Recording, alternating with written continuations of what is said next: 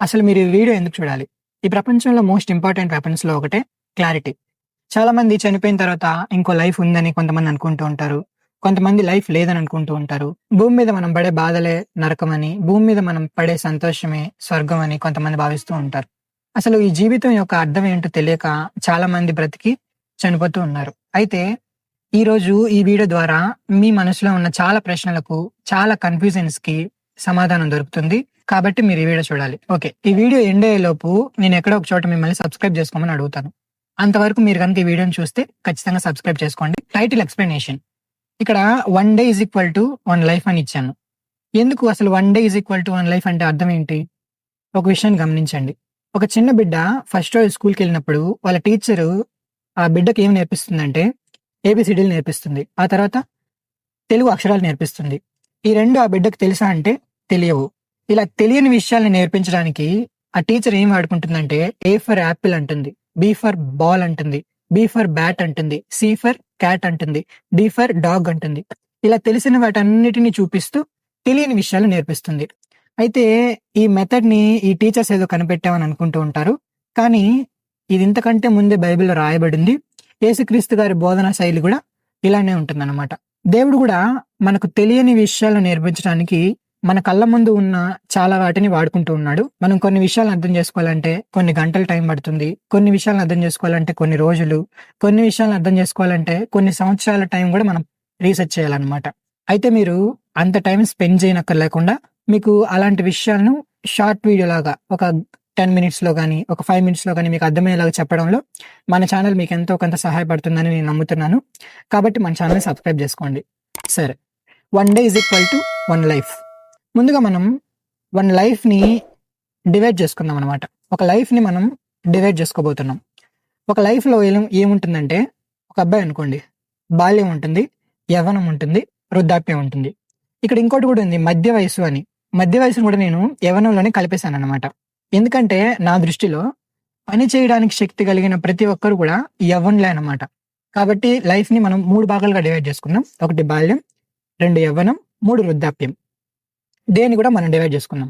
డేలో ఉదయం ఉంటుంది, మధ్యాహ్నం ఉంటుంది, సాయంత్రం ఉంటుంది. మరి రాత్రి ఎక్కడికెళ్ళిందని మీరు అనుకోవచ్చు. మీరు గమనించారా? డే అండ్ నైట్ అంటారు. పగలు, రాత్రి అంటారు. అంటే డే వేరు, నైట్ వేరని. కాబట్టి పగల్లో మనం రాత్రిని కలపట్లేదన్నమాట. రాత్రి వేరు. సరే. 3 విషయాలు గమనించండి మళ్ళీ. ఒక డేలో ఉదయం ఉంటుంది, మధ్యాహ్నం ఉంటుంది, రాత్రి ఉంటుంది. ఒక జీవితంలో బాల్యం ఉంటుంది, యవ్వనం ఉంటుంది, వృద్ధాప్యం ఉంటుంది. అయితే ఈ రెండిటిని మనం ఇప్పుడు పోలుస్తున్నాం అనమాట. ఇంతకుముందు మన యూట్యూబ్ ఛానల్లోనే తల్లి గర్భంలో ఉన్న బిడ్డ పరిస్థితి, భూమి మీద ఉన్న మనుషుల పరిస్థితి, ఈ రెండింటిని మనం పోల్చి మాట్లాడడం జరిగింది. ఆ విషయం కనుక మీకు అర్థమై ఉంటే సేమ్ అదే మెథడ్ని ఇక్కడ కూడా మనం వాడుతున్నాం అనమాట. బాల్యము, వృద్ధాప్యము 2 దగ్గర దగ్గర ఒకేలాగా ఉంటాయి. అందుకని వృద్ధాప్యాన్ని రెండో బాల్యం అని కూడా అంటారు. అలాగే ఉదయము, సాయంత్రం కూడా దగ్గర దగ్గర ఒకేలాగా ఉంటాయి. కావాలంటే మీరు బాగా గమనించండి.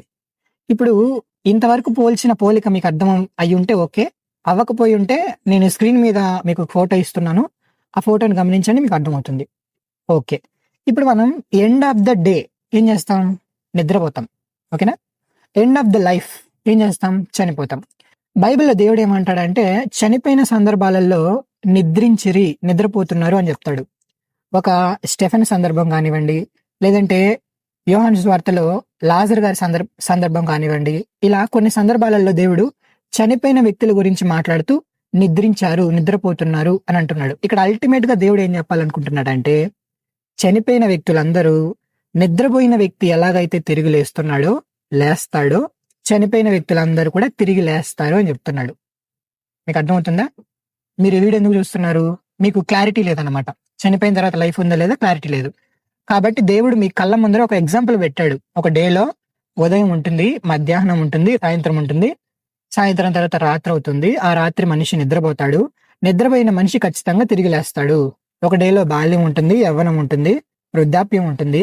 అలానే మనిషి చనిపోతాడు. చనిపోయిన మనిషి కూడా తిరిగి లేస్తాడు. ఇంతకంటే బెస్ట్ ఎగ్జాంపుల్, ఇంతకంటే మంచి పోలిక మీరు ఇంకా చూడబోరేమో. కాబట్టి చనిపోయిన తర్వాత లైఫ్ ఉందన్న విషయాన్ని మనం ఇప్పటి నుంచే నమ్మడం స్టార్ట్ చేయాలి. అయితే ఇప్పటి వరకు పోల్చిన పోలికలన్నీ పక్కన పెడదాం. ఇప్పటి వరకు పోల్చిన పోలికలన్నీ పక్కన పెడదాం. రీసెంట్‌గా ఒక సినిమాలో ఒక డైలాగ్ పాపులర్ అయింది. 'రేపటి కోసం' అని. మీకెందుకు గుర్తుండవులెండి. రెఫరెన్స్‌లైనా మర్చిపోతారు గానీ, సినిమా డైలాగులు మాత్రం మనం మర్చిపోం. అంటే మనిషి ఏం చేస్తున్నాడంటే, రేపటి కోసం ఆలోచించడం మొదలుపెడుతున్నాడు. జాబ్ చేసే వాళ్ళైనా, చదువుకుంటున్న వాళ్ళైనా, తల్లిదండ్రులైనా, వృద్ధులైనా అందరూ ఏం చేస్తున్నారంటే రేపటి కోసం ఆలోచిస్తున్నారు. భూమి మీద ఉన్న మనిషి రేపు పొద్దున్న నిద్రలేస్తాం కాబట్టి రేపటి కోసం ఆలోచిస్తున్నారు. మరి అలాంటప్పుడు చనిపోయిన తర్వాత ఉన్న జీవితం కోసం మనం ఎందుకు ఆలోచించట్లేదు? ఇంతవరకు మనుషులు ఎందుకు ఆలోచించట్లేదంటే క్లారిటీ లేక 50-50 అనమాట. అంటే ఒకవేళ లైఫ్ ఉండొచ్చు, ఉండకపోవచ్చు. కాబట్టి దానికోసం మనం ఎందుకు ఆలోచించాలి? ఇప్పుడు దేవుడు మనుషులందరితో స్పష్టంగా చెప్తున్న విషయం ఏంటంటే చనిపోయిన తర్వాత లైఫ్ ఉంది. ఇంత చెప్పినా మేము వినము, లైఫ్ లేదు, మేము నమ్మము, మా ఇష్టం, మాకు నచ్చినట్లు బ్రతుకుతాం, సిగరెట్ తాగుతాం, మందు తాగుతాం, మా కళ్ళకి నచ్చినవి చూస్తాము, మాకు నచ్చింది మేము చేస్తాం, మా జీవితాన్ని మేము సర్వనాశనం చేసుకుంటాం అని గనుక మీరు అనుకుంటే చనిపోయిన తర్వాత కలుసుకుందాం. ఈ వీడియో ఉద్దేశం ఏంటంటే చనిపోయిన తర్వాత ఉన్న లైఫ్ కోసం మీరు ఆలోచించాలి. అయితే మీరు ఏదైనా అమెజాన్‌లో ఆర్డర్ పెట్టారనుకోండి, ఆ వస్తువును డెలివరీ బాయ్ తెచ్చి మీ చేతికిస్తాడు.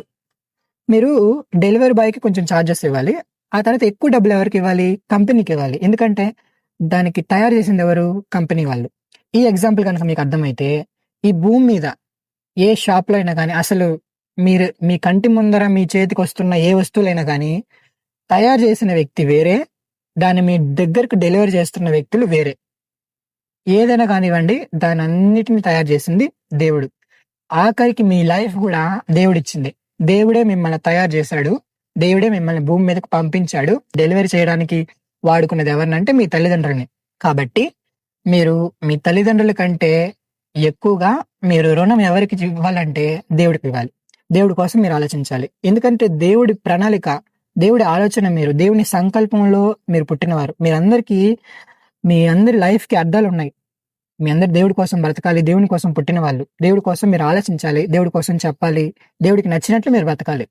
అది మీ జీవితం వెనకాలున్న ఆలోచన.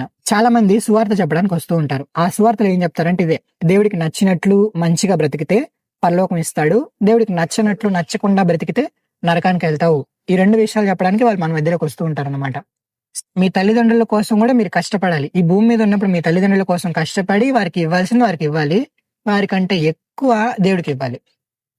సో, ఈ వీడియో ద్వారా మీ మనసులో ఉన్న చాలా సందేహాలనేవి క్లియర్ అయ్యాయని నమ్ముతున్నాను. చనిపోయిన తర్వాత లైఫ్ ఉంది. ఆ లైఫ్ కోసం మనం ఆలోచించాలి. ఇంకా చాలా విషయాలు మీరు గనుక ఆలోచిస్తే మీకు అర్థమవుతాయి. ఈ వీడియోలో చెప్పలేదు. కారణం ఏంటంటే ఎక్కువ వీడియో లాంగ్ అవ్వకూడదని. కావాలంటే రాబోతున్న వీడియోస్‌లో వాటి గురించి మనం ఆలోచిద్దాం. మీరు గూడా ఆలోచించండి. ఇప్పుడు నేను చెప్పిన కాన్సెప్ట్ ఏదైతే ఉందో దాన్ని ఆలోచించండి. ఇంకా మీరు గూడా చాలా విషయాలు తెలుసుకుంటారనమాట. కాబట్టి మన ఛానెల్‌లో రాబోతున్న ఏ వీడియోని మిస్ అవ్వకండి. తప్పకుండా అన్ని వీడియోస్ మీరు చూస్తూ ఉంటారని మనస్ఫూర్తిగా నమ్ముతున్నాను. Thanks for watching. మరో వీడియోలో మళ్ళీ కలుసుకుందాం.